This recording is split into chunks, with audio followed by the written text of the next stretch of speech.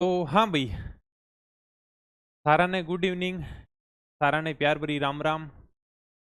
तो अपने राजस्थान की ज्योग्राफी पढ़ रहे थे और राजस्थान की ज्योग्राफी में हमने एक तो राजस्थान के जिलों के उपनाम पढ़ लिए हैं और आज हम देखेंगे राजस्थान के जिलों के जो भी यानी कि प्राचीन नाम हैं, प्राचीन क्षेत्र हैं, इनमें कुछ यानी कि जनपद भी आ जाएंगे। यानी आज अपने को जिलों से संबंधित जो भी टॉपिक है ना वो यानी कि पूरा करना है। यहाँ से एग्जामिनर बहुत ज्यादा सवाल पूछता है, तो इस टॉपिक को आप बढ़िया पढ़ना, आराम से पढ़ना।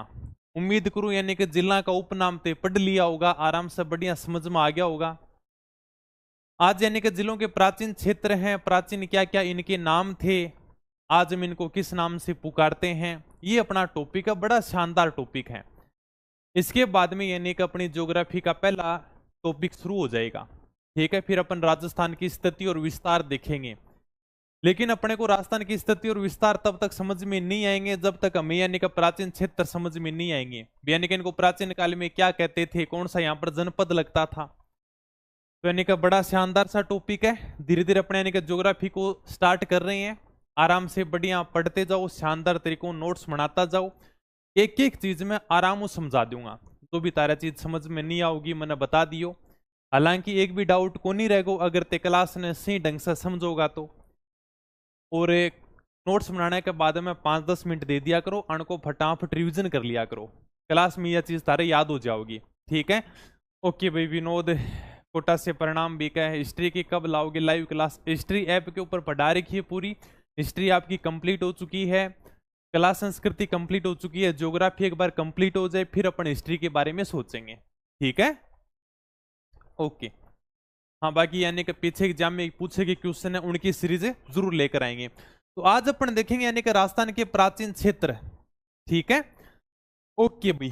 क्लास को स्टार्ट करते हैं। जिलों के यानी कि प्राचीन क्या क्या नाम है, कौन कौन से प्राचीन क्षेत्र हैं, इसके बारे में थोड़ी सी बात करते हैं। शुरुआत में मैं यानी कि नॉर्मल आपको बता देता हूं भाई। ये अपना राजस्थान का मैप है।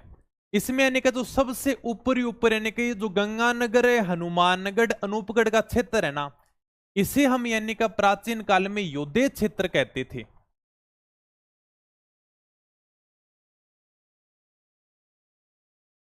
योद्धे क्षेत्र। सबसे पहले मन में यह आता है कि सर इस क्षेत्र को हम योद्धे क्षेत्र क्यों कहते हैं। यानी कि गंगानगर हनुमानगढ़ के क्षेत्र को हम यानी कि योद्धे क्षेत्र कहते हैं। यहां पर योद्धे गणतांत्रिक जनजाति का एक शक्तिशाली कबीला रहता था जिसने राजस्थान में कुषाण शक्ति को नष्ट कर दिया था। राजस्थान में सर्वाधिक जो सिक्के मिलते हैं ना वो यानी कि योद्धे गणतांत्रिक जनजाति के सिक्के मिलते हैं। एग्जाम के अंदर पूछा गया क्वेश्चन है 2005 या 10 की मैं बात करूं ना, तब एग्जाम में ऐसे सवाल आते थे कि योद्धे क्षेत्र में कौन कौन से जिले आते हैं। लेकिन अब यानी कि एग्जाम का पैटर्न चेंज हो चुका है। अब यानी कि इस प्रकार के क्वेश्चन आते हैं कि राजस्थान में सर्वाधिक जो सिक्के मिले वो कौन सी गणतांत्रिक जनजाति के प्राप्त हुए हैं।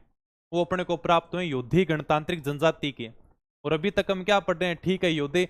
आगे मैं जब ये एक टॉपिक पूरा हो जाएगा ना राजस्थान का सामान्य परिचय, फिर मैं यानी कि सारे के सारे क्वेश्चन लेकर आऊंगा।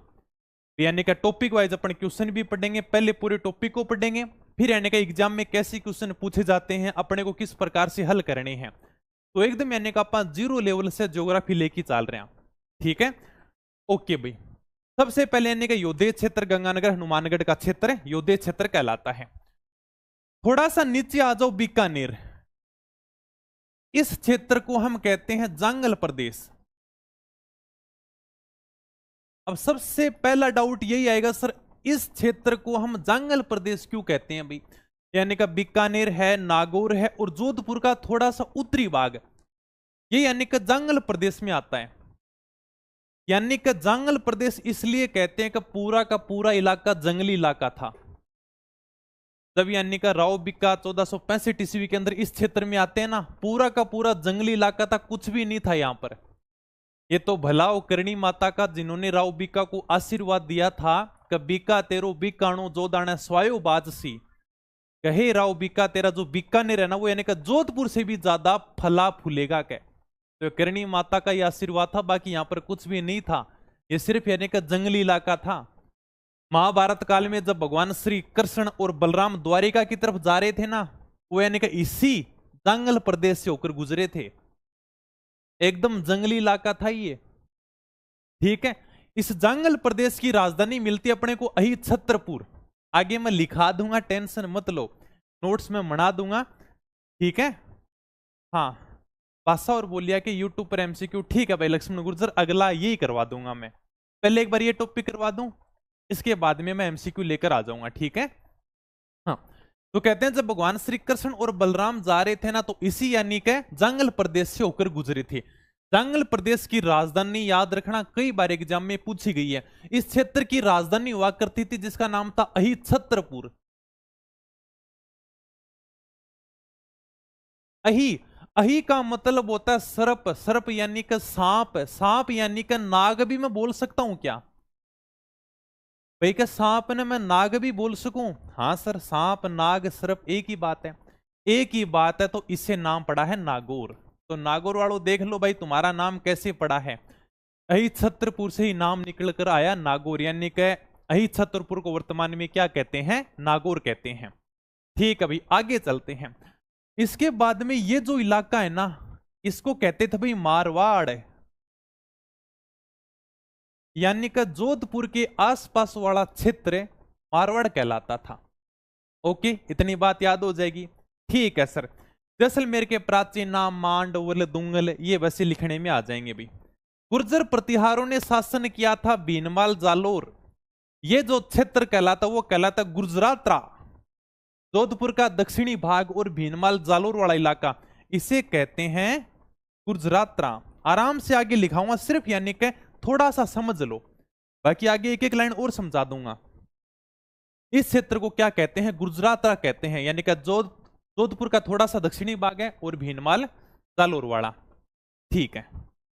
इसके बाद में ये अपना आ जाएगा भी मेवाड़, यानी कि उदयपुर के आसपास वाला क्षेत्र क्या कहलाता है?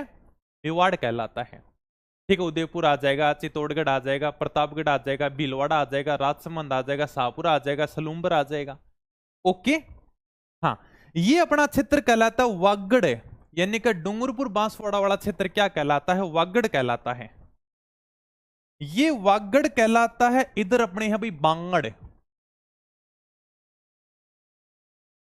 यानी कि अरावली का पश्चिमी क्षेत्र जहां पर पुरानी जलोढ़ मिट्टी पाई जाती है। कुछ विद्वान ये भी कहते हैं कि यानी कि वो क्षेत्र जहां पर बाढ़ नहीं आई वो यानी कि बांगड़ है।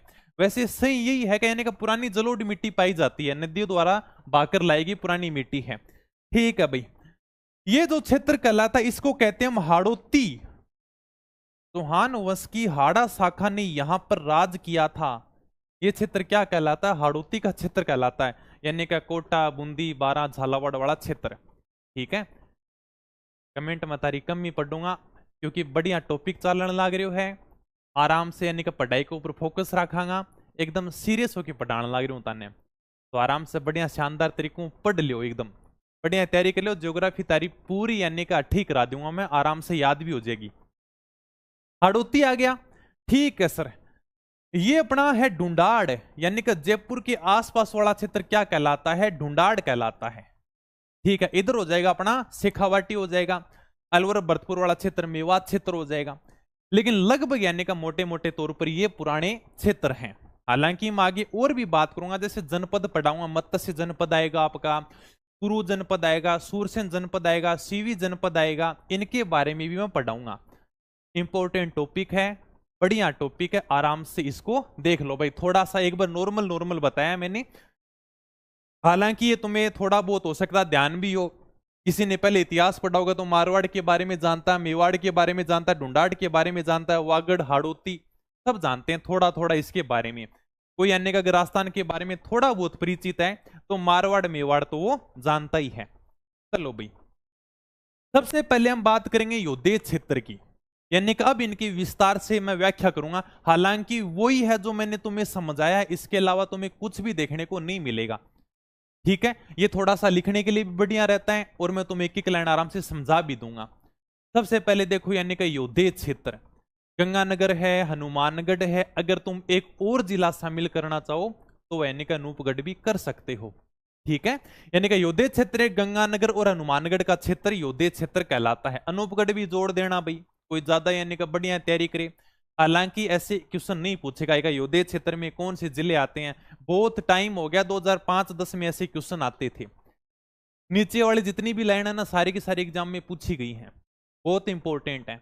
अगर किसी को ध्यान नहीं है तो देख लेना, आगे मैं क्वेश्चन लेकर आऊंगा कौन से एग्जाम में पूछी गई है। ठीक है, वैसे मैं क्वेश्चन टेलीग्राम पर डालता भी रहता हूं, बता दूंगा भी यानी कि कौन से एग्जाम में कौन सी लाइन पूछी गई है। राजस्थान के उत्तरी भाग में योद्धे एक शक्तिशाली कबीला रहता था, मैंने बताया बस वही है, एक्स्ट्रा कुछ भी नहीं है। यानी ये अपना राजस्थान है, इसके उत्तरी भाग में यानी कि योद्धे गणतांत्रिक जनजाति का एक शक्तिशाली कबीला रहता था। इतना शक्तिशाली था कि इसने राजस्थान में कुषाण शक्ति को नष्ट कर दिया। ठीक है, इन्होंने राजस्थान में कुषाण शक्ति को नष्ट कर दिया। भी योद्धे गणतांत्रिक जनजाति के सिक्के सर्वाधिक मात्रा में प्राप्त हुए हैं, ये क्वेश्चन एग्जाम में पूछा गया है, थोड़ा सा ध्यान रखना, शायद पुलिस में पूछा या टीचर भर्ती में पूछा, ऐसा कुछ क्वेश्चन पूछा है। यानी कि राजस्थान में योद्धे गणतांत्रिक जनजाति के सिक्के सर्वाधिक मात्रा में प्राप्त हुए हैं। भरत संहिता के रचयिता है वराह मिहिर, इसके अंदर यानी कि योद्धे गणतांत्रिक जनजाति के पतन की चर्चा मिलती है, यानी कि योद्धे जनजाति का विनाश किस प्रकार से हुआ था, इस बात की चर्चा कहां पर मिलती है, भरत संहिता में मिलती है, जिसके रचयिता कौन है, वराह मिहिर है। ठीक है, आगे चलें, आपका योद्धे क्षेत्र कंप्लीट हो गया। इतना ही है, शुरुआत में मैंने बता दिया था, अब यानी कि आपको लिखना है साथ साथ में, वही है भाई, इसके अलावा तो कुछ भी नहीं है, सारी की सारी बातें बता दी आपको पहले ही। आगे चलते हैं, जांगल प्रदेश यानी कि बिल्कुल जंगली इलाका, कुछ भी नहीं है वहां पर। बीकानेर आ जाएगा, नागौर आ जाएगा, और जोधपुर का थोड़ा सा उत्तरी भाग आएगा, पूरा भी नहीं आएगा, इतना तो मत याद करना, थोड़ा सा इतना याद कर लेना कि जांगल प्रदेश यानी कि बीकानेर नागौर। ठीक है, ओके भाई।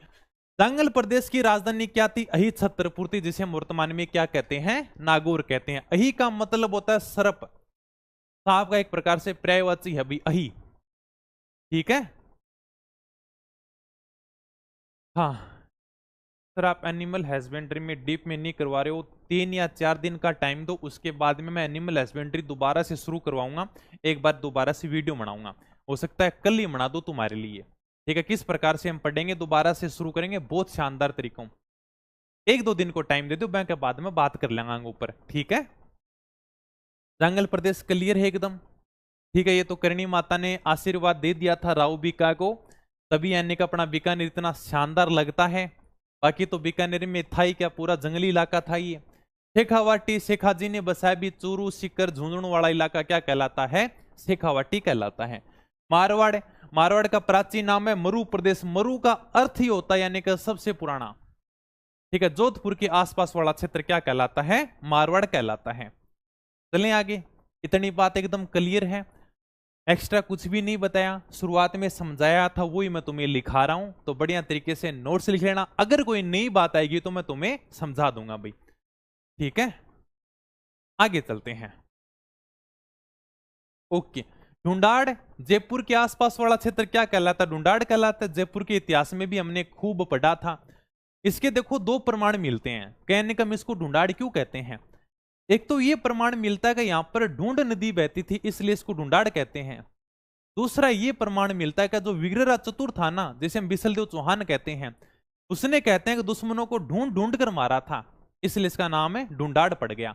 प्रमाण कोई भी एग्जामिनर ऐसे सवाल कभी नहीं पूछता कि बताओ भाई ढूंढाड़ का नाम ढूंढाड़ क्यों पड़ा, न तो आरएस मेंस में ऐसे सवाल आते हैं और न ही कभी नॉर्मल क्वेश्चन पूछे जाएंगे। ये सिर्फ अपने समझने के लिए, ताकि थोड़ा सा अपने को ध्यान रहे बस। मेवात क्षेत्र, मेव जाति की अधिकता, यानी कि मेव जाति है ना, पहले हिंदू थी ये, अब यानी कि मुसलमान हो गए हैं। ठीक है, अब यानी कि इस्लाम धर्म इन्होंने स्वीकार कर लिया है, लेकिन आज भी यानी इनके जो रीति रिवाज है ना, वो यानी कि बिल्कुल हिंदुओं की तरह है। मेवात जो अपने है अलवर भरतपुर वाला क्षेत्र है, इनका जो प्रमुख नेता था ना मेव जाति का, ये था हसन खां मेवाती, जिसने खानवा के युद्ध में महाराणा सांगा का साथ दिया था।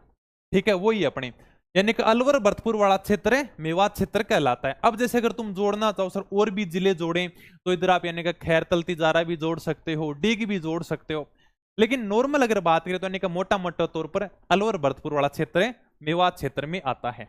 ठीक है, तो मेव जाति की अधिकता कहां पर है? मेवात क्षेत्र यानी कि अलवर भरतपुर में मेव जाति की अधिकता आपको ज्यादा देखने को मिलेगी।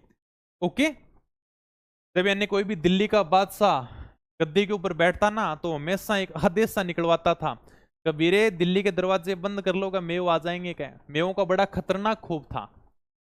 ठीक है, चलो भी आगे चलते हैं। हाड़ौती क्षेत्र, चौहान वंश की हाड़ा शाखा ने यहां पर राज किया है और यह क्षेत्र कहलाया हाड़ौती। बूंदी, बूंदी से निकला कोटा। 1631 ईस्वी के अंदर शाहजहां ने बूंदी के शासक रतन सिंह के पुत्र माधो सिंह को कोटा अलग से दिया था। ये हम पढ़ चुके हैं पहले चौहान राजवंश में। ठीक है, तो हाँ, चौहान वंश की हाड़ा शाखा ने राज किया। सीधा सीधा अपने को क्या ध्यान रखना है भाई, हाड़ौती में कौन कौन से जिले आते हैं? कोटा, बूंदी, बारां, झालावाड़। ठीक है, जैसे आगे हम ज्योग्राफी पढ़ेंगे तो यानी ज्योग्राफी के अंदर भौतिक विभाजन आएगा, दक्षिणी पूर्वी भाग हाड़ौती का पठार। तब आप कंफ्यूज हो जाओगे, सर ये हाड़ौती का पठार कहां पर है? यानी कि इसलिए अपने को पहले समझना जरूरी है कि हाड़ौती का क्षेत्र कौन सा है। कोटा, बूंदी, बारां, झालावाड़ वाला क्षेत्र हाड़ौती का क्षेत्र कहलाता है। हो सकता है तुम में से कईयों को पता हो, लेकिन मैंने शुरुआत में बताया था मैं यानी कि ज्योग्राफी को एकदम जीरो से स्टार्ट कर रहा हूं। मैं ये मान के चल रहा हूं भाई किसी को कुछ भी नहीं आता क्या, एकदम जीरो से लेकर चलेंगे। लास्ट में जब आप ज्योग्राफी पूरी पढ़ लोगे ना तब आप ज्योग्राफी के हीरो हो जाओगे। आपको ऐसा लगेगा यार कि ज्योग्राफी से इजी सब्जेक्ट कुछ भी नहीं है क्या। जीके का पेड कोर्स, अरे नाम मात्र की है, सबसे इजी है, टेंशन मत लो, कॉल कर लेना आप जो भी हो। ठीक है, पीडीएफ कहां पर मिलेगी? अरे भाई पीडीएफ का क्या करोगे, यूट्यूब के ऊपर इतना शानदार आपको कंटेंट मिल रहा है, इसको पढ़ लो। देखोगा तो पीडीएफ में टेलीग्राम पर डाल दूंगा, टेलीग्राम जाके ज्वाइन कर लियो। इतना शानदार कंटेंट है, मतलब बहुत ज्यादा मेहनत होती है, कंटेंट के ऊपर ही मेहनत होती है, बाकी पढ़ाने में तो क्या है, फिर आराम से पढ़ा भी देंगे, तुम्हें समझा भी देंगे, लेकिन बाद में इनको लिखना भी है तुम्हें। जैसे जैसे मैं समझाऊं ना, इनको आराम से तुम नोट्स बना लेना और इनको बढ़िया तरीके से याद कर लेना। अगर एग्जाम में तुम्हारा इससे बाहर क्वेश्चन चला जाए तो इसके लिए मैं जिम्मेदार हूं, मेरे को अगर बोल देना कि सर आपने पढ़ाया था इससे बाहर क्वेश्चन जा रहे हैं। अगर इससे बाहर जाएंगे तो किसी को नहीं आएंगे, टेंशन मत लेना, चाहिए पूरा का पूरा पेपर छोड़कर आ जाना, एक का भी सिलेक्शन नहीं होगा। कम से कम तुम पढ़ो तो सही, जीरो से लेकर चल रहे हैं आराम से। हाँ, मान लो, देखो मान लो थोड़ा सा हो सकता है आपके लिए नया हो, यानी कि मान लो एक जाति है, जब सिकंदर ने भारत के ऊपर 326 ईसा पूर्व में आक्रमण किया था ना, तब मान लो थे पंजाब के अंदर, देखो यहां पर रहते थे मालव जनजाति। ठीक है, मालव जाति यहां पर रहती थी। जब यानी कि सिकंदर ने 326 ईसा पूर्व में भारत के ऊपर आक्रमण किया ना, तब यानी कि मान लो भाग कर यहां पर आ गए थे नगर, नगर यानी कि टोंक में, और इन्होंने यानी कि एक मालव नगर बसाया, और ये मालव नगर मालवों की शक्ति का केंद्र बना था। ठीक है, मालवों की विजयों का अभिलेख है वो अपने नानसा भीलवाड़ा के अंदर मिलता है। थोड़ा सा ये अपने को ध्यान रखना है, एक बार शुरुआत में दोबारा सा देख लो, फिर ये मालव क्या है थोड़ा सा वैसे ही बता रहा हूं, हालांकि ये बात तो एग्जामिनर नहीं पूछेगा। जब सिकंदर ने भारत के ऊपर आक्रमण किया था ना, तब मालव रहते थे पंजाब में, तो वो भागकर आ गए अपने नगर और इसका नाम रख दिया मालव नगर। ये मालव नगर यानी कि टोंक में है, ये मालवों की शक्ति का केंद्र हो गया, जिसे हम वर्तमान में करकोट नगर कहते हैं, जो उनियारा ठिकाने का एक गांव है। ठीक है, मालवों की शक्ति का अभिलेख, इसकी जानकारी अपने नानसा भीलवाड़ा के अंदर मिलती है।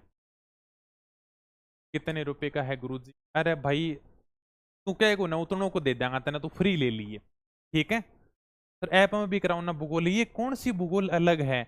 ऐप में कराऊं तो टाबर कह देगा ऐप में पढ़ाओ, 8 पढ़ाऊं तो टाबर कह देगा सर यूट्यूब पर कराओ। अब मैं यानी कि तारी कमेंट को नहीं देखूं, जो भी समस्या हो फोन कर लियो, अब मैंने आराम से पढ़ान दो। जिद्दी यानी मैं लाइव क्लास लियो को नहीं ऐप के ऊपर, क्योंकि क्लास हो जावे जरा आधी घंटे की क्लास होने बैठे कमेंट पढ़ता पढ़ता क्लास हो जावे 1 घंटे की, तो बेचारा जो सीरियस पढ़ने वाला टाबर हो ना वह आराम से क्लास ने देखे को नहीं। अब मैं तारी कमेंट कौन लियो भी, लास्ट में जो भी बात हो बता दियो। मालव के बारे में मैंने बता दिया, ते कमेंट करता रहो। मालव यानी कि टोंक में है। मालवों की विजय का अभिलेख कहां पर मिलता है? नानसा भीलवाड़ा में मिलता है। ओके भाई, यानी कि मालवों की जानकारी, मालवों ने कैसे विजय प्राप्त की थी, इसकी सारी की सारी जानकारी में कहां से प्राप्त होती है? नानसा भीलवाड़ा से प्राप्त होती है। मालवों की शक्ति का केंद्र था, मालव यानी कि मालवों की शक्ति का केंद्र था, इन्होंने मालव नगर बसाया। जो मालवों की राजधानी थी, जिसे वर्तमान में क्या कहते हैं, करकोटनगर। करकोटनगर क्या है, उनियारा ठिकाने का एक गांव है।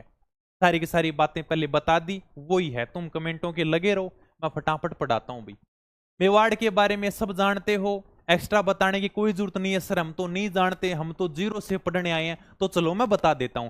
यानी कि राजस्थान के अंदर अगर किसी मतलब क्षेत्र का नाम बड़े गौरव से लिया जाता है तो उसका नाम है मेवाड़ है। ठीक है, अगर मेवाड़ नहीं होता ना तो राजस्थान का इतिहास होता ही नहीं। अगर एग्जामिनर क्वेश्चन पूछता है तो सीधा सीधा मेवाड़ से पूछता है, सर जयपुर वालों से भी तो पूछता है, कहां पूछता है? आपने कभी सेकंड ग्रेड का जो जीके का मतलब सिलेबस है ना वो कभी उठाकर देखना, उसमें जयपुर वालों का कहीं वर्णन भी नहीं मिलता। इतिहास तो देखो मेवाड़ का ही है। अब जयपुर वाले नाराज होंगे सर हमारा इतिहास, भाई देखो इतिहास तो मेवाड़ का ही है, और इसमें भी आने का कुछ बढ़िया बढ़िया शासक हैं, महाराणा कुंभा है, राणा सांगा है, महाराणा प्रताप है, यानी कि 3-4 इतने बढ़िया शासक है। ये एग्जामिनर पूछता है। आप जैसे कभी बड़े एग्जाम की तैयारी करोगे, आरएएस की करोगे या सेकंड ग्रेड फर्स्ट ग्रेड की करोगे ना, तो कुछ यानी का एग्जामिनर आपको चुनिंदा टॉपिक देता है, और उनमें सबसे ज्यादा टॉपिक होते हैं मेवाड़ के। यानी कि राजस्थान की जो गौरव की भूमि है इसका नाम है मेवाड़। उदयपुर आ जाएगा, चित्तौड़गढ़ आ जाएगा, प्रतापगढ़, भीलवाड़ा, शाहपुरा, सलूम्बर, ये यानी कि जिले मेवाड़ के अंदर आते हैं। ठीक है, ये सीवी जनपद का क्षेत्र था। ये सर सीवी जनपद क्या है अभी मैं आगे बताऊंगा, जनपद मैं समझा दूंगा, तुम्हें टेंशन मत लो, अभी इसके आगे समझाऊंगा तुम्हें। हाँ, ये जिले यानी का मेवाड़ के अंदर आते हैं। ओके, सीवी जनपद का प्रारंभिक उल्लेख यानी का सिक्कों के ऊपर किया गया है। इसका उल्लेख ऋग्वेद में भी मिलता है। यानी जो मेवाड़ वाली भूमि है ना, इसे यानी कि सीवी जनपद के नाम से जाना जाता था। इसका उल्लेख ऋग्वेद में मिलता है, और इसका जो प्रारंभिक उल्लेख है ना वो यानी कि सिक्कों के ऊपर किया गया है। वैसे यानी कि देखो आपके इंडिया हिस्ट्री में 16 महाजनपद लगते हैं। यानी कि एक बौद्ध ग्रंथ है अंगुत्तर निकाय, जिसमें हमें यानी कि 16 महाजनपदों की सूची मिलती है। सर हम तो समझे नहीं 16 महाजनपद क्या होते हैं, इसीलिए मैंने आगे फोटो ले रखी है पूरे भारत की, तब यानी कि तुम आराम से समझ जाओगे। एक बार थोड़ा सा देख लो, यानी कि ये सीवी जनपद का क्षेत्र था, यानी जो मेवाड़ वाला क्षेत्र था ना इसी यानी कि सीवी जनपद कहा जाता था। ठीक है, इसका उल्लेख ऋग्वेद में भी मिलता है, प्रारंभिक उल्लेख सिक्कों के ऊपर किया गया है। ये अपने मेवाड़ के अंदर जिले आते हैं। मेवाड़ वाला जो क्षेत्र है वो यानी कि सीवी जनपद का क्षेत्र है। ओके भाई, शायद आ जाएगा अब की बार, थोड़ा सा अभी नहीं आएगा, यानी कि आगे आएगा। जनपद मैं बढ़िया तरीके से समझाऊंगा, यानी कुरु जनपद कहां पर था, सूरसेन कहां पर था, मत्स्य कहां पर था, अवंती कहां पर था, काशी कहां पर था, एक एक चीज का बढ़िया उदाहरण देकर समझाऊंगा, इसलिए थोड़ा सा आगे ले रखा है। अभी बस इतना ही रखो, कभी कोई जनपद होते थे बस।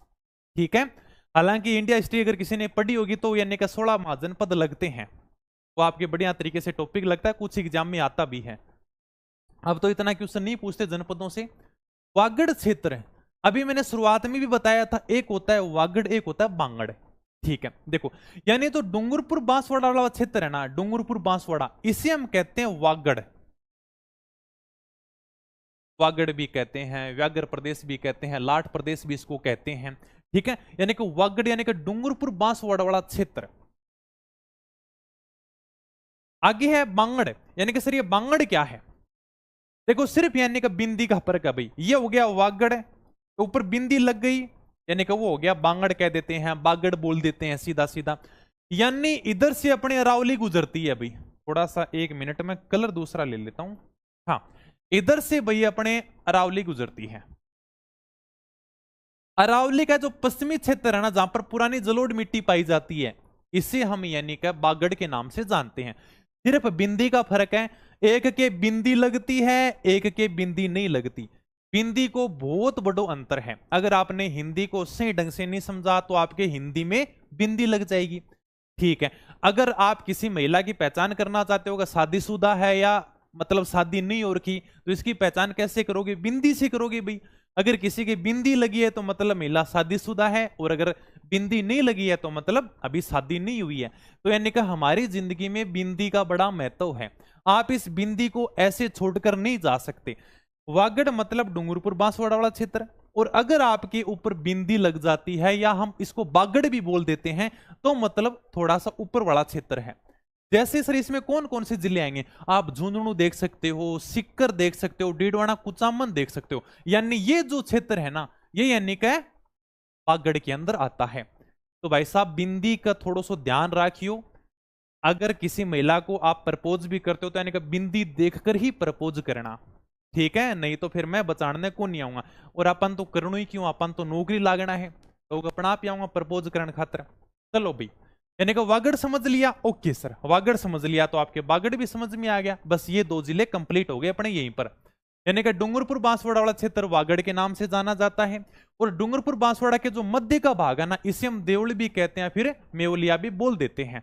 हालांकि ये बात तुम्हारे दोबारा से आएगी देवल वाली, कहां पर आएगी सर, ये हम यानी कि जब भौतिक प्रदेश पढ़ेंगे ना, यानी कि भौतिक उपविभाजन, उसके अंदर दोबारा से आ जाएगी भाई, ठीक है। हाँ, आगे बांगड़, यानी कि जहां पर बाढ़ नहीं आती, कहते हैं वैसे ये बात तो कोई नहीं पूछता एग्जामिनर, बताओ रे कहां पर बाढ़ नहीं आती, तुम भी बोल दोगे सर जोधपुर में कभी बाढ़ नहीं आती, बाड़मेर में तो चलो आ भी चुकी है, बीकानेर में सर बाढ़ नहीं आती। लेकिन ये मतलब थोड़ा सा वैसे समझने के लिए है, इसको इतना ज्यादा याद मत करना।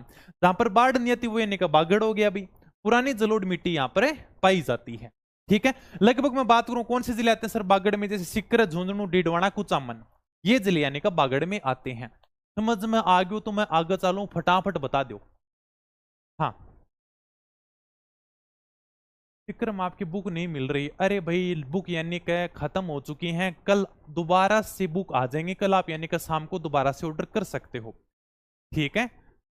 सीमित कंटेंट हो, ज्यादा छपवाए को नहीं हो, बहुत जल्दी खत्म होगी, कोई बात नहीं, दोबारा से आ जाएंगे भाई, कल आ जाएंगे। बाकी अभी यानी कि बहुत सारी दुकानों पर नहीं देखने को मिल रही हैं।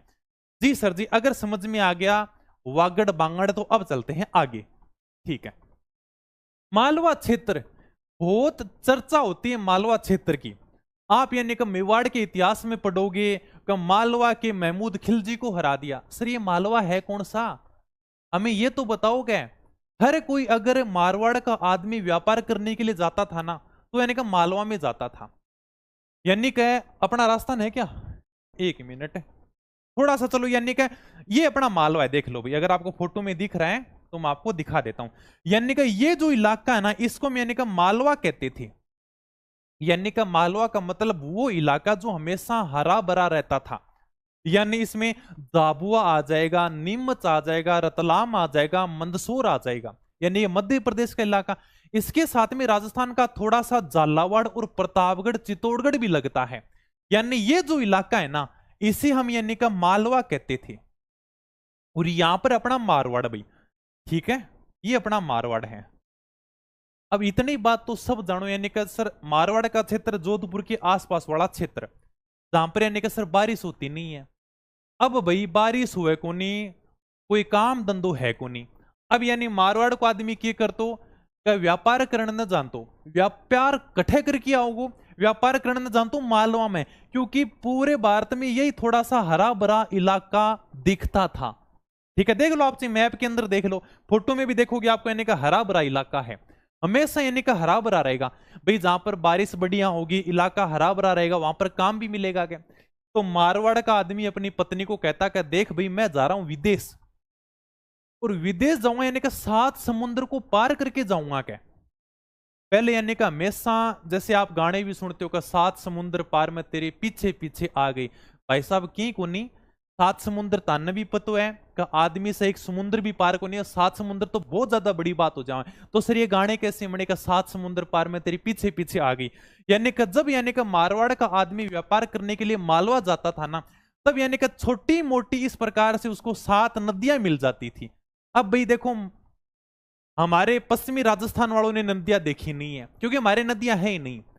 तो जब यानी कि एक नदी को पार करता ना, तो उसको लगता अरे यार का मैंने एक समुद्र को पार कर लिया क्या। इस प्रकार से यानी कि छोटी मोटी 7 नदियों को पार करके वो मालवा पहुंचता, तो अपनी पत्नी को बताता कि मैं यानी कि 7 समुद्र पार व्यापार करने के लिए गया था, जबकि 7 समुद्र कुछ भी नहीं था। आज यानी कि मारवाड़ से मध्य प्रदेश कितनी दूर है, बस वही था। लेकिन पहले इतने साधन को नहीं, अभी किसी के पास गाड़ियां थी नहीं, आदमी व्यापार करने के लिए जाता तो भी यानी कि पैदल जाता। लेकिन पत्नी उसको एक बात कहकर भेजती कि आप व्यापार करो, क्या 6 महीने करो, 8 महीने करो, लेकिन जब तीज आए ना, तो तीज से पहले आप वापिस आ जाना के, ठीक है। इतनी बात समझ में आ गई। तो यानी कि ये जो इलाका है इसे हम यानी कि मालवा कहते थे, ये इलाका हमेशा हरा भरा रहता था भाई, ओके। कौन कौन से जिले आते हैं सर मालवा में? अब तो तुम कंफ्यूज नहीं रहोगे। जैसे मालवा के शासक महमूद खिलजी ने महाराणा कुंभा के ऊपर आक्रमण किया था, अब समझ जाओगे ना मालवा कौन सा है, यानी ये इलाका मालवा कहलाता था। इंदौर आ जाएगा, झाबुआ, नीमच, रतलाम, मंदसौर, ये मध्य प्रदेश के जिले हैं। इसके अलावा राजस्थान की बात करें तो प्रतापगढ़, झालावाड़ वाला इलाका मालवा में आता है। ठीक है, प्राचीन काल में ये अवंती था, यानी कि भारत में 16 महाजनपद थे, उसके अंदर इसे यानी का अवंती महाजनपद कहा जाता था। ठीक है, इस मालवा को अवंती महाजनपद कहा जाता था। इसके भी दो भाग थे भी, उत्तरी अवंती और दक्षिणी अवंती, यानी कि मालवा को अवंती महाजनपद कहा जाता था। एक का नाम था उत्तरी अवंती और एक का नाम था दक्षिणी अवंती, और इनके बीच में एक नदी बहती थी जिसका नाम था नेत्रावती। ठीक है, अपने को थोड़ा सा इतना ध्यान रखना है कि मालवा का क्षेत्र कौन सा है। का नॉर्मल सी बात है, झालावाड़, प्रतापगढ़, चित्तौड़गढ़ और यानी कि मध्य प्रदेश के कुछ जिले अगर मिला दिए जाएं, जैसे झाबुआ, नीमच, रतलाम, मंदसौर, इनको हम कहते हैं मालवा। ये इलाका हमेशा हरा भरा रहता था, और हमारे जो भी यानी कि पश्चिमी राजस्थान के लोग होते थे ना, वो यहीं पर व्यापार करने के लिए जाते थे। हमेशा अपनी पत्नी को कहते थे, जैसे हमने लोकगीत पढ़े हैं, यानी कि पत्नी अपने प्रदेश गए पति को गीतों के माध्यम से वापस बुलाती है। तो प्रदेश कौन सा था? यही तो प्रदेश था मालवा वाला। अब ये थोड़ी है कभी राजस्थान का आदमी पाकिस्तान व्यापार करने के लिए जाता था, अमेरिका व्यापार करने के लिए जाता था।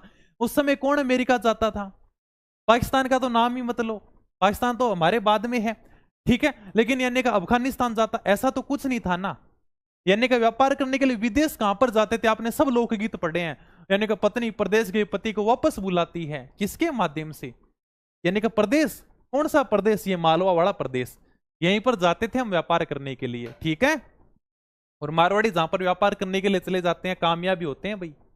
हाँ, मत्स्य जनपद बड़ा इंपॉर्टेंट है भाई, बहुत बार एग्जाम में पूछा गया सवाल है, वेरी वेरी इंपॉर्टेंट। राजस्थान के अंदर एक ही जनपद था, मत्स्य जनपद।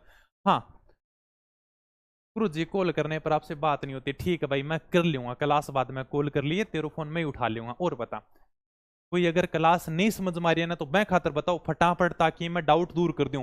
यानी कि अपनी आधी से ज्यादा क्लास हो चुकी है, 60 से 70% हो चुकी है सिर्फ बातों बातों के अंदर, और बहुत शानदार टॉपिक एग्जाम में यहाँ से बहुत सवाल आते हैं। मस्ती मस्ती में हमने यानी कि आधी से ज्यादा क्लास को कंप्लीट कर लिया, अब तो कुछ बचा ही नहीं है। जनपद आगे 3-4 जनपद है, बस फिर क्लास फिनिश है।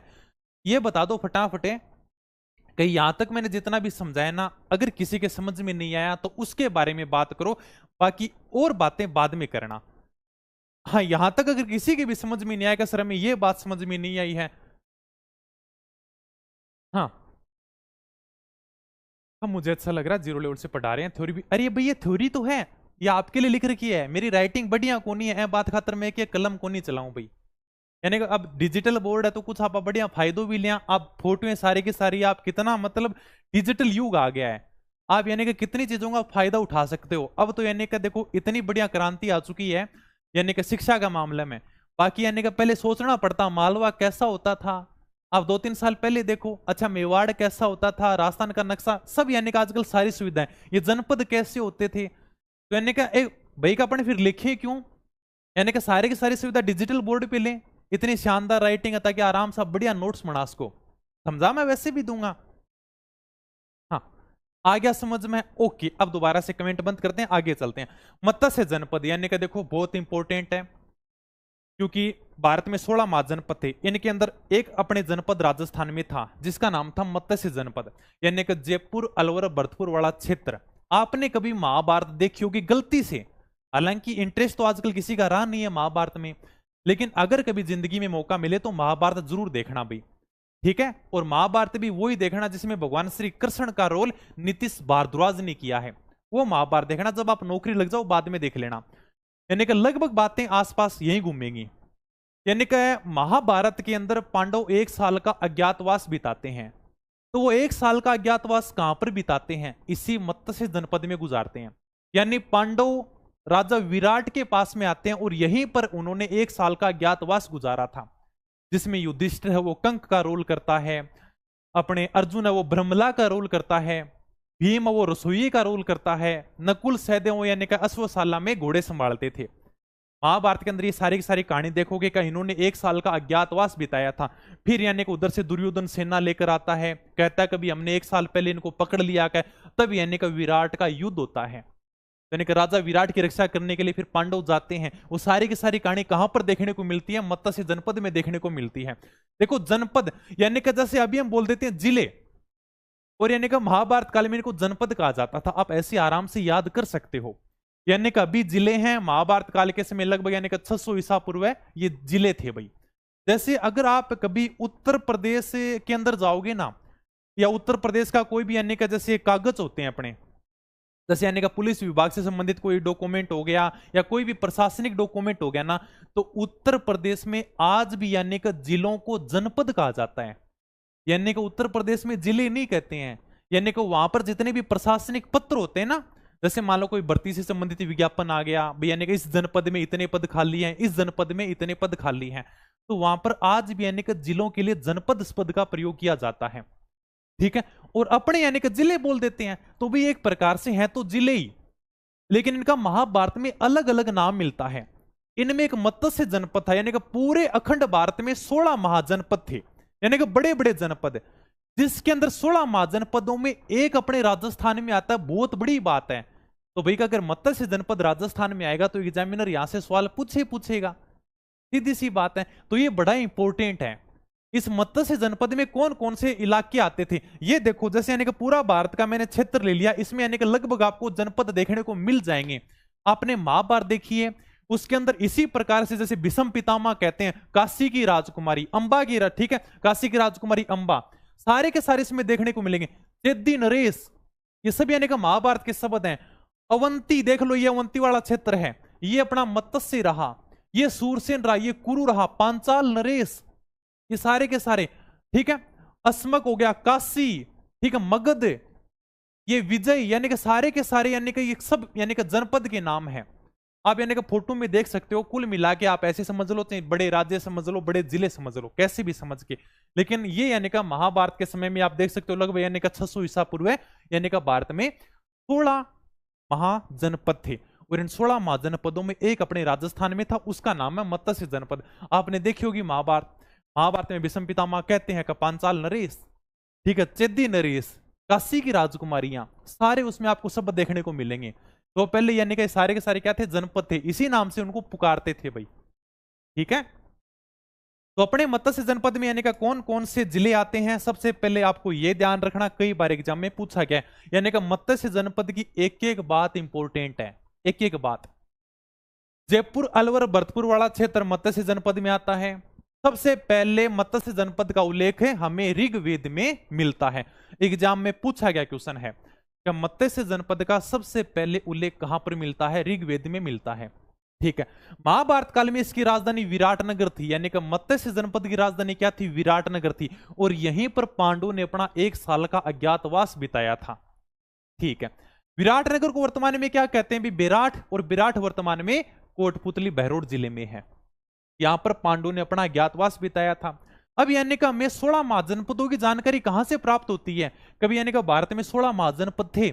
एक बौद्ध ग्रंथ है अंगुत्तर निकाय, जिसके रचयिता है आनंद कोसलायन, यहां से हमें जानकारी प्राप्त होती है। और मैंने शुरुआत में बताया भी था कि भारत में 16 महाजनपद हैं। सर आपको कैसे पता? ग्रंथ में लिखा है। कौन से ग्रंथ में? अंगुत्तर निकाय। इसके रचयिता कौन है? आनंद कोसलायन। ये कहते हैं कि भारत 16 महाजनपदों में बटा हुआ था। ठीक है, ओके, ये रहा अपना ग्रंथ अंगुत्तर निकाय। इस नीचे आप रचयिता देख भी सकते हो, यानी कि आनंद कोसलायन। ठीक है, तो बौद्ध ग्रंथ अंगुत्तर निकाय जिसकी रचयिता आनंद कोसलायन है, इससे हमें 16 महाजनपदों की सूची मिलती है, जिसके अंदर मत्स्य जनपद राजस्थान में था। हमें 16 महाजनपदों से मतलब नहीं है, हमें राजस्थान से मतलब है, तो मत्स्य जनपद राजस्थान में आता था। और अगर पूछ ले भाई मत्स्य जनपद में कौन कौन से जिले आते हैं? जयपुर, अलवर, भरतपुर। चले आगे, यहां तक क्लियर है? ओके भाई। हाँ, मत्स्य जनपद का शासक विराट था, जिसने यानी कि विराटनगर बसाया था। इसी राजा विराट के घर के ऊपर यानी कि यहीं पर पांडवों ने ज्ञातवास बिताया था। ठीक है, यानी युधिष्ठिर है वो कंक का रोल करता है। कंक मतलब एक प्रकार से आप नौकर बोल सकते हो भी, यानी उसकी हाँ के अंदर हाँ मिलाना। और भीम को यानी कि रसोई का रोल दिया गया था, और अर्जुन को ब्रह्मला का रोल दिया गया था। ठीक है, हाँ, इसके अलावा मत्स्य जनपद का उल्लेख चीनी यात्री युआन चांग ने भी किया है। राजस्थान अध्ययन की कक्षा 6 में ये लाइन दी हुई है, हालांकि आज तक कभी एग्जाम में नहीं पूछी गई, आज तक कभी नहीं पूछी गई है। कहने का मत्स्य जनपद का उल्लेख किस चीनी यात्री ने किया है। लेकिन मेरे को ये लाइन थोड़ी सी ठीक लगी, क्योंकि ये लाइन यानी कि राजस्थान की कक्षा 6 में दी हुई भी, तो हो सकता है पूछे या न पूछे वो अलग बात है, लेकिन राजस्थान अध्ययन कक्षा 6 में अगर किताब के अंदर लाइन देता है तो इंपॉर्टेंट हो सकती है। ठीक है, इसलिए मैं कह रहा हूं जितना मैं पढ़ा रहा हूं ना तो तुम्हें राजस्थान अध्ययन कक्षा 6 से 10 देखनी है, ना तुम्हें कोई मतलब पेपर उठाकर देखने हैं, ना तुम कोई बड़ी बड़ी किताब उठाकर देखना। जितना यहाँ पर पढ़ा उतना पढ़ लेना बस, इसके अलावा कुछ भी मत पढ़ना और सीधा सीधा एग्जाम में बैठ जाना जाकर। अगर विश्वास नहीं हो सर आपका कंटेंट खूब है क्या, कोई भी पेपर उठाकर देख लेना भाई, आपका मन करे वो पेपर उठाकर देख लेना। अगर कोई आगे भी पेपर आए ना, कसर नहीं पीछे वाले नहीं देखेंगे हम तो आगे वाला पेपर देखेंगे, कोई बात नहीं, आगे पेपर है उसको उठाकर देख लेना। ठीक है, हाँ। सतपथ ब्राह्मण यानी कि ये ग्रंथ सतपथ ब्राह्मण जिसकी रचयिता याज्ञवल्क्य के, इसके अंदर भी यानी का मत्स्य जनपद का उल्लेख मिलता है। एग्जाम में पूछे गए क्वेश्चन है, सारे के सारे इंपोर्टेंट है भाई। ठीक है, राजस्थान के अनेक भाग है, जैसे यानी कि जनपदों में आते हैं। देखो जैसे यानी कि हमने बताया कुरु जनपद ये रहा, सूरसेन ये रहा, मत्स्य जनपद ये रहा, अवंती ये रहा, चेती नरेश, वत्स, काशी। ठीक है, यानी कि कौशल, कहते हैं ना कि कौशल की राजकुमारी थी इसलिए नाम था कौशल्या, गांधार की राजकुमारी थी इसलिए नाम था गांधारी। ठीक है, पहले इसी प्रकार से यानी कि अपने क्षेत्रों के नाम से जानते थे। जैसे यानी कि एक राव जो मतलब जोधा के लिए बड़ा कहते हैं भाई, का मतलब जोधा कौन सी थी, आमेर की राजकुमारी थी यानी कि जोधपुर की राजकुमारी थी। कुछ इतिहासकार ये भी कहते हैं कि जोधपुर अपने जोधपुर की राजकुमारी थी ना, इसलिए उनका नाम जोधा था। क्या यानी कि पहले क्षेत्र के नाम पर भी यानी कि नाम खुद का रख लेते थे। हाँ, तो राजस्थान के अनेक भाग जैसे कुरु आ जाएगा, अभी मैं आगे कुरु पढ़ाऊंगा, फिर आपको सूरसेन पढ़ाऊंगा। अवंती हम पहले पढ़ चुके हैं, यानी कि मालवा वाला क्षेत्र अवंती महाजनपद में आता था। ठीक है, अवंती दो भागों में बटा हुआ था, उत्तरी अवंती जिसकी राजधानी उज्जैनी थी और दक्षिणी अवंती जिसकी राजधानी महिष्मती थी। ठीक है, महिष्मती शासन, इन दोनों के बीच में नेत्रावती नदी बहती थी। मैंने शुरुआत में थोड़ा सा बता दिया इसके बारे में, वही है। यानी ये सब यानी कि महाजनपदों के अंतर्गत आते थे। देखो यानी कि अगर शुद्ध रूप से बात करें ना तो राजस्थान में एक ही जनपद था, मत्स्य जनपद, लेकिन फिर अपने छोटा छोटा यानी कि थोड़े से जिले हैं जो यानी कि अन्य जनपदों को टच करते थे। जैसे बात करें कुरु, कुरु जनपद यानी कि अलवर का थोड़ा सा भाग टच करता है। और यानी कि सर कुरु जनपद कौन सा था, वर्तमान दिल्ली है ना, वो यानी कि कुरु जनपद में आती थी और इसकी राजधानी थी इंद्रप्रस्थ। इंद्रप्रस्थ किसने बसाई थी, पांडवों ने बसाई थी। ठीक है, सूरसेन, सूरसेन जनपद की राजधानी थी मथुरा, जहां पर भगवान श्री कृष्ण का जन्म होता है। और मथुरा के पास में राजस्थान के जिले सर जैसे भरतपुर, धौलपुर, करौली, यानी कि सूरसेन जनपद में आते हैं। यानी कि राजस्थान के जिले हैं तो और भी जनपद को थोड़ा थोड़ा टच करते थे, तो यानी कि वो भी कहीं ना कहीं अपने जनपदों से संबंधित हैं। लेकिन शुद्ध रूप से बात करें तो अपने मत्स्य जनपद था। ओके, ठीक है भाई, आगे चलते हैं। अब आ गया अपना कुरु महाजनपद। से कुरु महाजनपद कौन सा था, ये जो क्षेत्र है ना ये यानी कि कुरु महाजनपद था। देखो भाई, यानी कि अलवर का उत्तरी भाग, अपना अलवर थोड़ा सा लगता है कुरु महाजनपद के। आधुनिक की बात करूं तो वर्तमान में आधुनिक यानी कि दिल्ली है, यानी कि आधुनिक दिल्ली है। यानी कि कुरु महाजनपद की राजधानी क्या थी, दिल्ली। इसे पहले इंद्रप्रस्थ कहते थे। महाभारत देखिए, महाभारत में पांडवों ने इंद्रप्रस्थ बसाया था, वही है ये, मेहनत करके इंद्रप्रस्थ बसाया था। ठीक है, इंद्रप्रस्थ को वर्तमान में क्या कहते हैं, दिल्ली कहते हैं। तो इनकी ये कुरु महाजनपद की राजधानी हुआ करती थी। सूरसेन महाजनपद में राजस्थान के कौन कौन से जिले आते हैं, भरतपुर, धौलपुर, करौली। सूरसेन महाजनपद की राजधानी थी मथुरा, जहां पर भगवान श्री कृष्ण का जन्म हुआ था भाई। ठीक है, ये अपने सूरसेन महाजनपद की राजधानी है। ये आप देख सकते हो सूरसेन महाजनपद, और ये अपना मत्स्य जनपद रहा। यहां पर अपने भरतपुर, धौलपुर, करौली है, तो थोड़ा सा कहीं ना कहीं टच करते हैं। हाँ, भरतपुर, धौलपुर, करौली आ गया। ओके भाई, बयाना प्रशस्ति में सूरसेन राजवंश का वर्णन मिलता है, थोड़ा सा ध्यान रखना।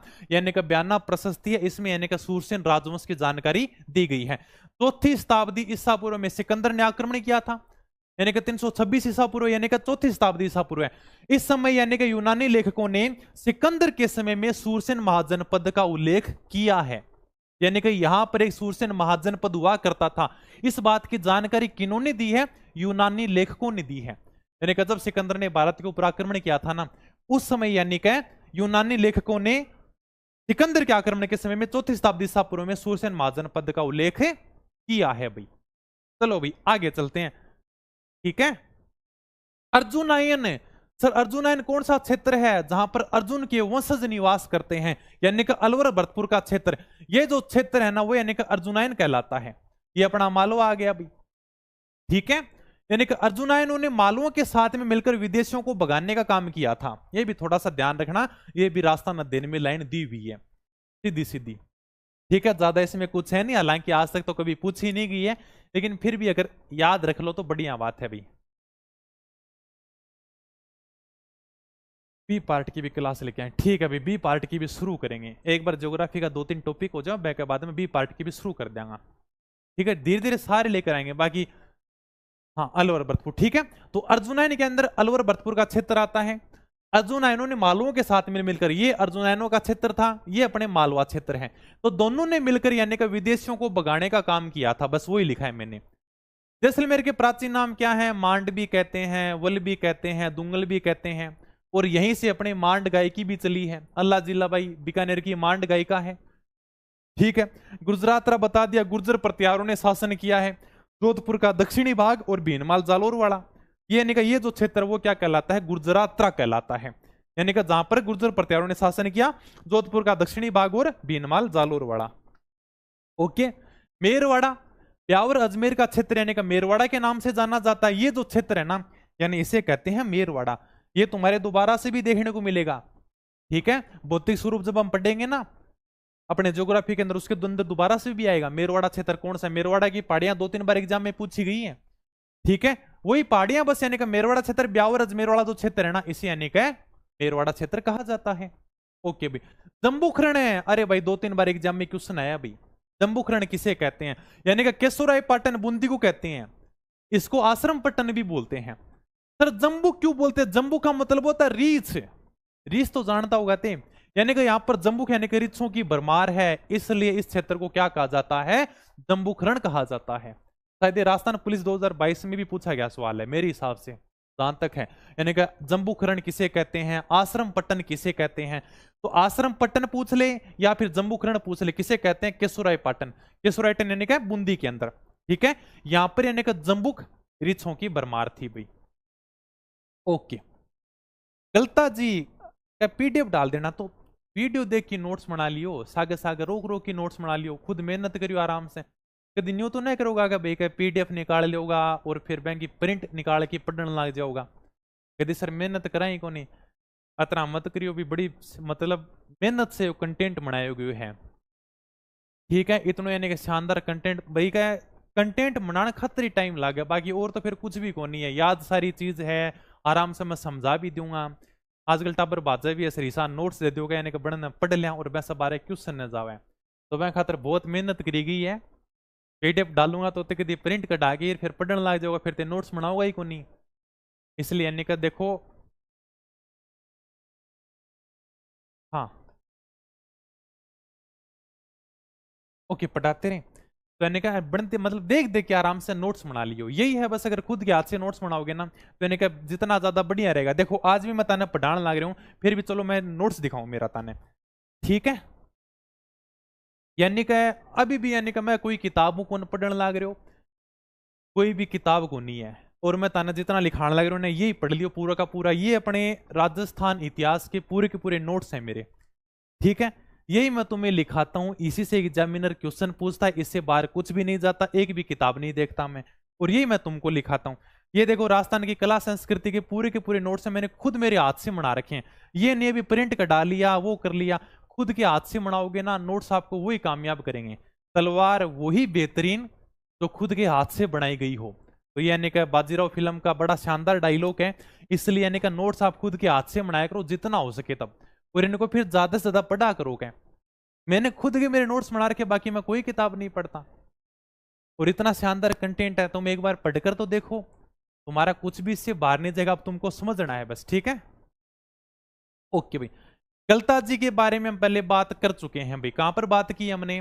सर आपने संत संप्रदाय में बताया था, इसको मंकी वैली भी कहते हैं, खूब सारे बंदर हैं, इसको जयपुर का बनारस भी कहते हैं, उत्तर तोताद्री भी कहते हैं। वैसे चलो मैंने लिख दिया, हालांकि ये पहले यानी कि संत संप्रदाय में आ चुका है ये टॉपिक। गलता जी, जयपुर को उत्तर तोतादरी कहते हैं। क्यों कहते हैं भाई? यानी कि दक्षिण भारत के तोतादरी मठ की तरह यहाँ पर पीठ बनी हुई है रामानुज संप्रदाय की। जयपुर का बनारस कहते हैं, इसको मंकी वैली भी कहते हैं, खूब सारे बंदर हैं। गलता में रामानुज संप्रदाय के दक्षिण भारत के तोतादरी मठ की तरह पीठ बनी हुई है।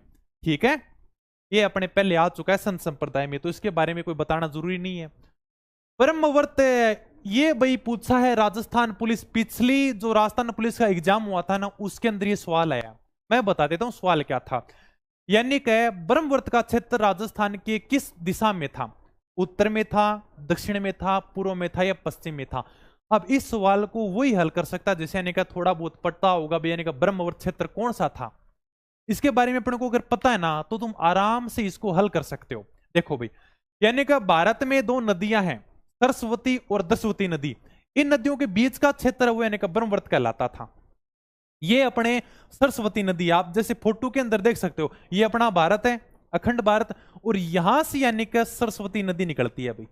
अब तो नहीं निकलती, अब तो यानी कि विलुप्त हो चुकी है। ठीक है, और ये अपने यहां पर सरस्वती नदी, इनके जो बीच का क्षेत्र है ना, इसे हम कहते हैं ब्रह्मवर्त। बताओ ये राजस्थान का कौन सा भाग है? राजस्थान का उत्तरी भाग है। इस क्षेत्र को कहने का ब्रह्मवर्त के नाम से जाना जाता है। सरस्वती नदी को आज हम यमुना कहते हैं। सरस्वती नदी यानी का विलुप्त हो चुकी है। महाभारत में कहते हैं कि विनाशन नामक स्थान पर यह विलुप्त हो गई थी। ठीक है, महाभारत काल में इसका उल्लेख भी मिलता है। सरस्वती नदी का वर्णन ऋग्वेद के अंदर भी है, तो ये नदी थोड़ी सी इंपॉर्टेंट है। आज यानी कि राजस्थान में घग्गर नदी बहती है। हम ये कहते हैं कि भाई यानी कि सरस्वती के स्थान पर घग्गर बहती है। इतना तो प्रमाण नहीं है, लेकिन फिर भी चलो मानते हैं, और अपने को पढ़ना भी पड़ेगा। सरस्वती नदी और सरस्वती नदी, इन नदियों के बीच का क्षेत्र क्या कहलाता था? ब्रह्मवर्त कहलाता था। ये राजस्थान पुलिस 2022 या 23 में पूछा गया सवाल है, तो थोड़ा सा ध्यान रखना। 2023 में सवाल आया था ये। ठीक है, पिछला जो एग्जाम हुआ था उसके अंदर क्वेश्चन पूछा था ये। देखिए, राजस्थान के कौन सी दिशा में उत्तरी भाग में है भाई?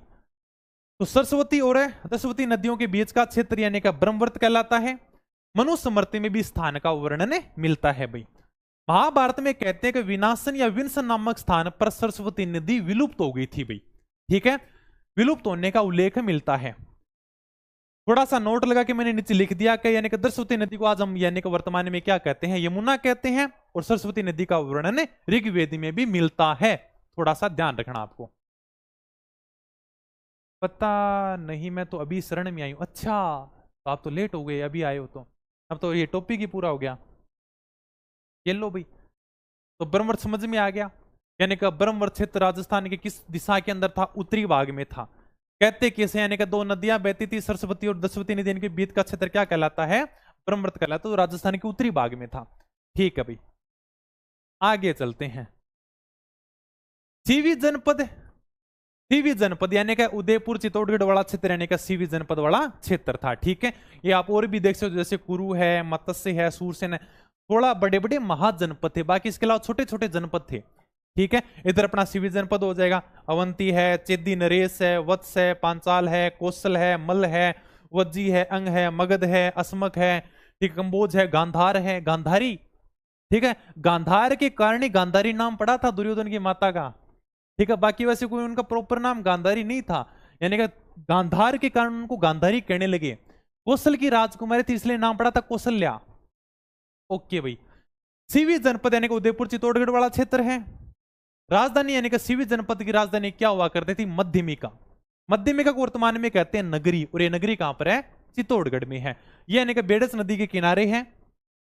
मध्यमिका का उल्लेख महाभारत में भी मिलता है, ये थोड़ा सा ध्यान रखना का मध्यमिका का उल्लेख महाभारत में भी किया गया है, महाभाष्य के अंदर भी किया गया। महाभारत के रचयिता तो वेद व्यास जी हैं, महाभाष्य के रचयिता पंतजलि हैं, और पाणिनि की पुस्तक अष्टाध्याय के अंदर भी सीवी जनपद का उल्लेख मिलता है। यानी ये 3-4 पुस्तक ये बताती हैं कि यहां पर सीवी जनपद हुआ करता था, जिसकी राजधानी मध्यमिका थी, बेड़स नदी के किनारे था। वर्तमान में सीवी जनपद के अंदर उदयपुर चित्तौड़गढ़ वाला क्षेत्र आता है। ठीक है, और मध्यमिका को वर्तमान में हम नगरी कहते हैं। नगरी कहां पर है? नगरी चित्तौड़गढ़ के अंदर है। ठीक है, हाँ,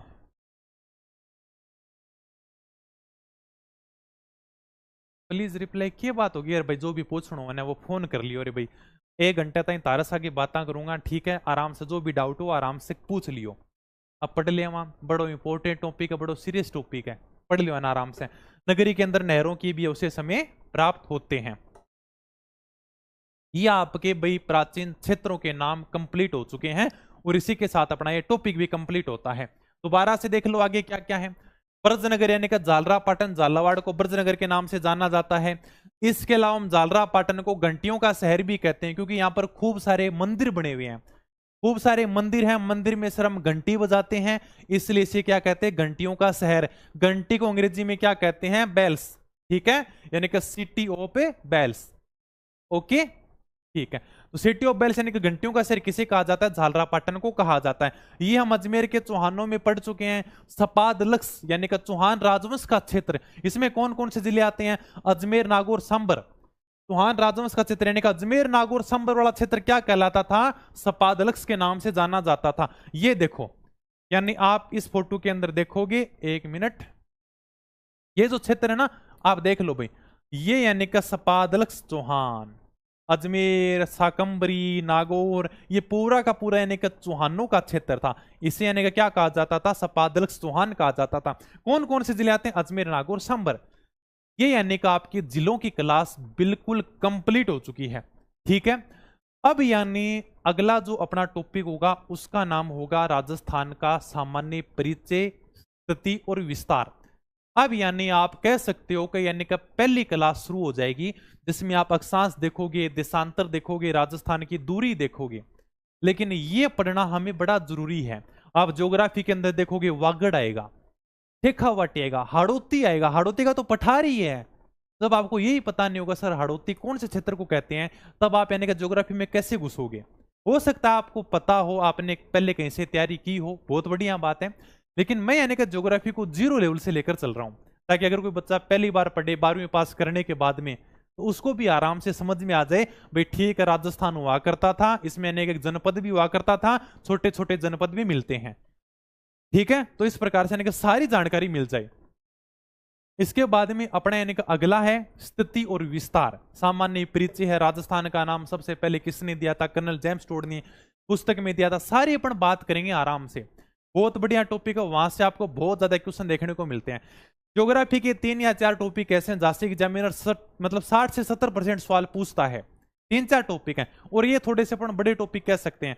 सामान्य परिचय से सवाल आते हैं, भौतिक स्वरूप से सवाल आते हैं, नदियों से पूछ लेता है, जिलों से पूछ लेता है, उद्योग, खनिज। कुल मिला के तो बात करें तो 5-7 टॉपिक हैं। इनको अपने को बढ़िया तरीके से समझना है, बढ़िया तरीके से पढ़ना है, यहीं से आपको क्वेश्चन देखने को मिलेगा। बाकी टॉपिक अपन सारे कवर करेंगे क्या, ठीक है। हाँ, बाकी किताब की पूछ रहे हो, पशु परिचय के 10 मॉडल पेपर हैं। कुछ दुकानों के ऊपर आपको देखने को मिल जाएंगे, कुछ के ऊपर नहीं मिलेंगे, क्योंकि यानी कि किताबें खत्म हो चुकी हैं। कल यानी कि किताबें आ जाएंगी ऐप के ऊपर, आप यानी कि ऑर्डर कर सकते हो भाई। थोड़ा सा सीमित कंटेंट है, तो हो सकता है दोबारा से किताबें खत्म हो जाएं, ठीक है। तो आप यानी कि प्ले स्टोर से अपनी पढ़ाई ऐप डाउनलोड करोगे, ठीक है। वहां पर आप यानी कि बुक्स के ऑप्शन पर जाना, यहां से आप यानी कि किताब को परचेज कर सकते हो। पशु परिचय में बहुत से क्वेश्चन आपको यहां से देखने को मिलेंगे भाई, ठीक है। बाकी आप सीटी की तैयारी करो, पशु परिचय की भी अगर कोई तैयारी करना चाहता है, सीटी का एग्जाम आ रहा है उसकी तैयारी करना चाहते हो, राजस्थान के किसी भी एग्जाम की तैयारी कर रहे हो, करने का अपनी पढ़ाई ऐप से नाम मात्र की प्राइस में सारा का सारा आपको कोर्स मिल जाएगा। तो बढ़िया तैयारी करता रहो। अब बता दो कोई सारा डाउट हो तो सिर्फ यानी का 1 मिनट में आपकी कमेंट पढ़ दूंगा, बैंक के अलावा ज्यादा को नहीं पढ़ू मैं। हाँ, सब इंस्पेक्टर और महिला एसआई के बारे में अभी कोई जानकारी नहीं है, अभी यानी कि भर्ती नहीं आएगी। हालांकि भर्तियां खूब सारी आई हुई हैं, जैसे पशु परिचय की वैकेंसी आई हुई है, सीटी की वैकेंसी आ रही है, ठीक है, लाइब्रेरियन की वैकेंसी आई हुई है, आगे 2nd ग्रेड की वैकेंसी आ रही है। आप कहते हो सर भर्तियां नहीं है, अरे भी भर्तियां तो इतनी सारी हैं, कहने का अगस्त नहीं, अक्टूबर या नवंबर तक यानी का कर्मचारी चयन बोर्ड और यानी का आरपीएस दोनों का कैलेंडर बिजी है। वो परीक्षा की डेट भी नहीं दे सकते, इतना कैलेंडर बिजी है। आपके ऊपर यानी कि तैयारी करोगे या नहीं करोगे। हाँ, न्यू आर्ट और कल्चर, उसमें कोई ज्यादा चेंज है नहीं, आर्ट एंड कल्चर में बस वही आएगी, थोड़ा बहुत जिलों का चेंज है, इतिहास कला संस्कृति में ज्यादा कुछ चेंज है नहीं।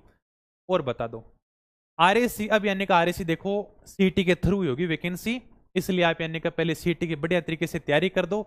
अगर देखो नौकरी की तैयारी करनी है, पढ़ना है ना, तो अपने को सीटी की प्रक्रिया से गुजरना पड़ेगा।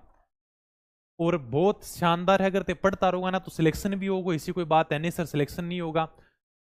हाँ, लैब स्टैंड, अरे भर्तियां खूब सारी आई हुई हैं, इसलिए तैयारी शुरू कर दो अपने तो बढ़िया जमकर।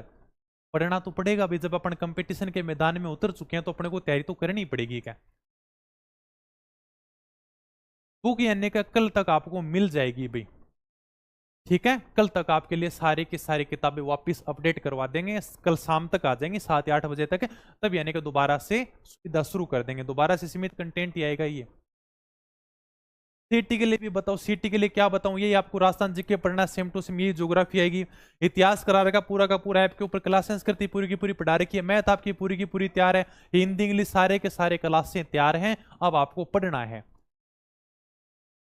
ओके, और बाकी कमेंट करके बता दियो क्लास किसी की लागी, अगर कुछ सुधार करना होने तो मैं खातर ते सुझाव दे सकोगे, सर आपको थोड़ा सा ये सुधार और करना चाहिए ताकि हमारे ज्यादा समझ में आए, सर क्लास बढ़िया चल रही है, कितना चल रही है क्लास आराम हो यानी क्या बता सको मैंने, ठीक है। बाकी शानदार तैयारी करता रहो, बढ़िया पढ़ता रहो, अगर मन लगा कि पढ़ाई करते रहोगे ना तो आपने पूरी की पूरी ज्योग्राफी भी कंप्लीट होगी, इतिहास क्लास संस्कृति भी कराऊंगा, और एग्जाम में से क्वेश्चन था ना सीधा सीधा देखने नहीं मिलेगा।